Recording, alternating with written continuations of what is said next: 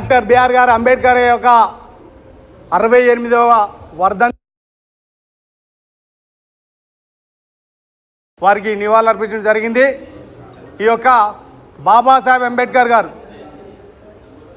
68వ వర్ధంతి సందర్భంగా వారు చేసిన సేవలు నిజంగా బాబాసాహెబ్ అంబేద్కర్ గారు మరి డాక్టర్ బిఆర్ అంబేద్కర్ గారు రాజ్యాంగాన్ని రచించిన దానికి అనుగుణంగా ఈరోజు దేశవ్యాప్తంగా ప్రపంచవ్యాప్తంగా నడుస్తున్నారు. అందులో ముఖ్యంగా మా భారతీయ జనతా పార్టీ భారత ప్రధాని నరేంద్ర మోదీ గారు నిజంగా కూడా ఏదైతే అంబేద్కర్ గారు రాసించిన యొక్క రాజ్యాంగాన్ని ప్రజలకు అందించే దిశగా ముందున్నారంటే భారతీయ జనతా పార్టీ వారి యొక్క భారతీయ జనతా పార్టీ. ఎందుకంటే బాబాసాహెబ్ అంబేద్కర్ గారు ఎక్కడైతే జన్మించిండో, ఎక్కడైతే చదువుకున్నారో, ఎక్కడైతే వారు తిరిగినో నిజంగా వారి యొక్క ఉన్న దాదాపు సుమారు 6 యొక్క పంచతీర్థాలుగా చేసి అక్కడ కూడా కోట్లాది రూపాయలు డబ్బు ఖర్చు పెట్టి మరి వారిని నిరంతరం సృష్టి ఉన్నంతకరం బాబాసాహెబ్ అంబేద్కర్ ఆశయాలను ప్రజలకు తీసుకునే విధంగా ఈరోజు నిజంగా భారత ప్రధాని నరేంద్ర మోదీ గారు మరి చేస్తున్నారని దానికి నిదర్శనం. ఎందుకంటే మొన్న ఇప్పుడు పార్లమెంట్లో చూసాము, స్వాతంత్రం వచ్చిన నుండి ఎక్కువ కాలం కాంగ్రెస్ పార్టీ పరిపాలించింది. ఏ రోజు కూడా పార్లమెంట్లో వారి విగ్రహాన్ని పెట్టలే. కానీ మా భారత ప్రధాని నరేంద్ర మోదీ గారు పెట్టి ఇప్పుడు ఈ యొక్క అంబేద్కర్ యొక్క ఆశయాలను ప్రతి వ్యక్తి పార్లమెంట్కి పోయేవారు వారి యొక్క చరిత్రను పూర్తిగా మరి చదివే విధంగా గుర్తించే విధంగా చేశారు. కాబట్టి వారి యొక్క 68వ వర్ధంతి సందర్భంగా ఈరోజు చేసుకున్నాము.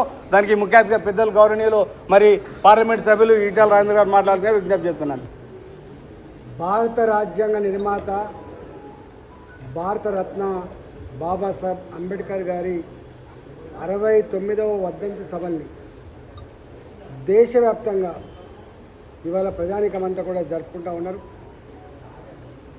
ఈ మధ్యకాలంలో సంవిధానాన్ని కాపాడండి, రాజ్యాంగాన్ని కాపాడని చెప్పి కుహానా రాజకీయ శక్తులు ఎవరైతే కుట్రపూరితంగా ప్రయత్నం చేస్తున్నారో రాజ్యాంగం యొక్క స్ఫూర్తిని సమున్నతంగా కాపాడుతున్న మహనీయుడు నరేంద్ర మోడీ గారు. నరేంద్ర మోడీ గారు వారు ప్రమాణ స్వీకారం చేసే సందర్భం కావచ్చు, పార్లమెంట్లో అడుగు పెడుతున్న సందర్భం కావచ్చు, రాజ్యాంగానికి మొక్కి మాత్రమే రాజ్యాంగ స్ఫూర్తిని తూచా తప్పకుండా అమలు చేస్తా అని చెప్పి ప్రతినపూరిన మహనీయుడు కూడా ఇవాళ నరేంద్ర మోడీ గారు. ప్రపంచంలోనే అతి గొప్ప ప్రజాస్వామిక దేశంగా ఎదుగుతున్న దేశం.